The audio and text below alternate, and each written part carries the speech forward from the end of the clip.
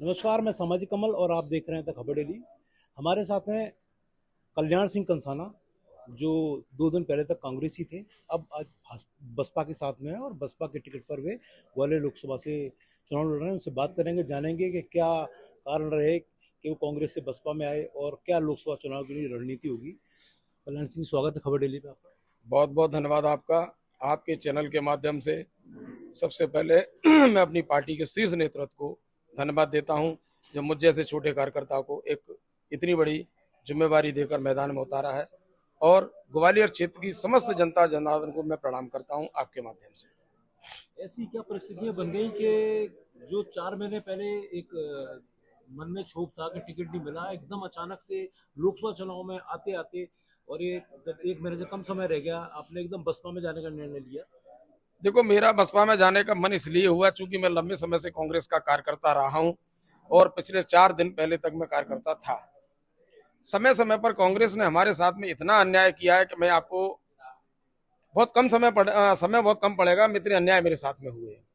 अभी पिछले 4 महीने की बात है, आपको सबको विदित है, आपको दूर की बात नहीं है। जब विधानसभा के चुनाव हुए थे, हम लोगों ने टिकट मांगा, टिकट नहीं दिया। उसके बाद में हमने चुनाव लड़ने का फैसला किया तो ऊपर के शीर्ष नेतृत्व ने, कांग्रेस ने हमसे बातचीत की, फोनों के माध्यम से हमको मनाया और हम मान भी गए।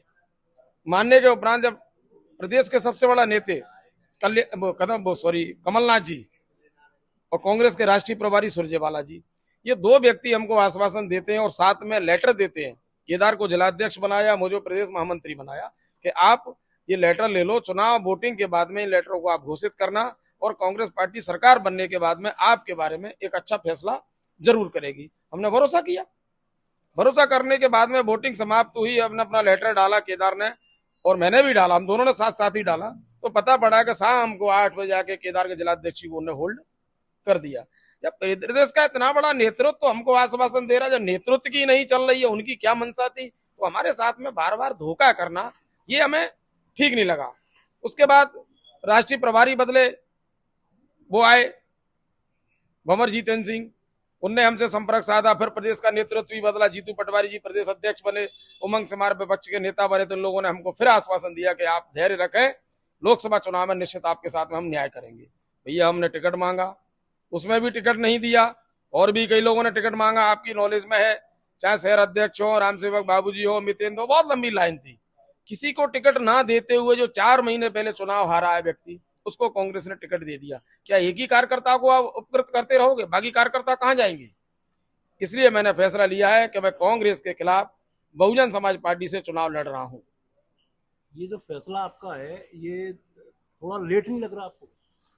नहीं, चूंकि लेट का तो इसलिए नहीं है चूंकि कांग्रेस का इंतजार था। कांग्रेस ने खुद ने टिकट लेट किया, हो सकता है उसकी क्या मंशा थी। जब उसने टिकट किया, 4 दिन हमको लगा सोचने के लिए, क्षेत्र में लोगों से बात करी, अपने कार्यकर्ताओं से हमने चर्चा करी, तो सब लोगों का निकल कर यही एक सार निकला कि आपको चुनाव लड़ना पड़ेगा, अपनी ताकत दिखाना पड़ेगी, जब तक ये पार्टियां मानेंगी नहीं। तो आज हम ताकत दिखाने मैदान में आ चुके। उर्मी पाठक से जब आपके बारे में सवाल किया गया तो उन्होंने शेर पढ़कर जवाब दिया कि ये जो लोग डर के तुम्हारी शप में आए हैं, ये क्या तुम्हें जिंदा करेंगे जो खुद मर के आए हैं? क्या कहेंगे इस पे? अब उनके शेर का जवाब तो मैं शेर के माध्यम से नहीं दे सकता। मैं इतना जरूर कह सकता हूं कि इतने चापलूस और दोगले टाइप के लोग जब आज राजनीति में आ गए, जो अपने गुरु को ही खा गए, उनके गुरु भी हुआ करते थे सुरेश पचौरी, आज वो कहाँ बैठे हो जी, कहाँ थे, ऐसे लोग उनको खा सकते तो जनता को क्या छोड़ेंगे जी। एक स्टेटमेंट और दिया उन्होंने, कोई हैंडबिल शायद निकाला है कि मैं सबसे पहले भूमाफिया को खत्म करूंगा। अरे, तुमसे बड़ा भूमाफिया कौन हो सकता है? ऐसे में कई उदाहरण और प्रूफ आने वाले समय पे बहुत से लोगों के खिलाफ जल्दी आपके सामने रखूंगा। दूसरा, एक बड़ा मेरा सवाल है, मन में कौंध रहा नहीं, है बिल्कुल पूछे आप। कि भारत सिंह कुशवाहा अब लोकसभा से चुनाव लड़ रहे हैं। बिल्कुल। इससे पहले विधानसभा में चुनाव लड़े और वे पराजित हुए। अब आपने जैसी दावेदारी ठोकी है जी लोकसभा की, जी। तो अब भारतीय जनता पार्टी की तरफ से भारत सिंह जी विधानसभा में हट गए, तो क्या अगली विधानसभा में आपकी तैयारी भाजपा की तरफ से रहेगी? देखो, ये मैं आज बहुजन समाज पार्टी का प्रत्याशी हूँ और मैंने बहुजन समाज पार्टी से भी वादा किया कि मैं आपके साथ में लंबी पारी खेलूंगा। अब इसका मतलब समझ लें, जब लंबी पारी खेलूंगा तो मैं कहाँ खेलूंगा, ये मैं आपके माध्यम से बोलना चाहता हूँ। नहीं नहीं, बस बसपा जो इंडी गठबंधन है उससे बाहर है। जी। और बसपा का कहीं ना कहीं जो बहन मायावती है, उनका नरेंद्र मोदी के प्रति जो एक सॉफ्ट कॉर्नर है, तो इस ऐसे में क्या आपको आगे संभावनाएं भारतीय जनता पार्टी में दिखाई दे रही? देखो, सॉफ्ट कॉर्नर जैसी भाषा आप लोग बोल सकते हैं, मैं तो नहीं कह सकता। बहन जी इंडिपेंडेंट चुनाव सब जगह अपनी खुद की पार्टी से लड़ रही है। बहुजन समाज पार्टी ज्यादातर सीटों पर चुनाव लड़ रही है। और मैं आपको एक बात और बताना चाहता हूं, बहुजन समाज पार्टी इस बार के लोकसभा चुनाव में किंग मेकर होगी, मगर उनकी सरकार किसी की बनने वाली नहीं है। आपकी क्या रणनीति रहेगी लोकसभा चुनाव में? केवल कांग्रेस को पराजित करना है, बहुजन समाज पार्टी को जिताना भी है? बहुजन समाज पार्टी को चुनाव जिताना है और कांग्रेस को मुझे तीसरे नंबर पर पहुंचाना है। मेरा चुनाव भारतीय जनता पार्टी से है। उर्मिला पाठक की क्या आपको लगती है, क्या स्थिति उनकी? जैसे उनको टिकट दिया है तो 8 विधानसभाएं इस लोकसभा में आती हैं, तो कांग्रेस की वहां पर क्या स्थिति है आपको लगती है?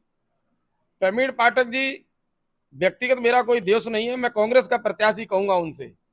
कांग्रेस को प्रत्याशी पोस्टर के माध्यम से लोग उनको जानते हैं, मगर प्रत्याशी किसी को नहीं जानता। 7 विधानसभा में मैं सबको जानता हूं, मेरा जीवन संपर्क है सभी लोगों से, हर गांव से मेरा संपर्क है, चाहे वो डबरा हो, भितरबार हो, करेरा हो, पौरी हो, या ग्वालियर के अपने तीनों विधानसभा शहर की, और हमारा ग्रामीण जो हमारा कार्य क्षेत्र है, और हमेशा वो रहेगा। मैं जीवंत लोगों से मेरा संपर्क है, जो कि प्रवीण का नहीं हो सकता।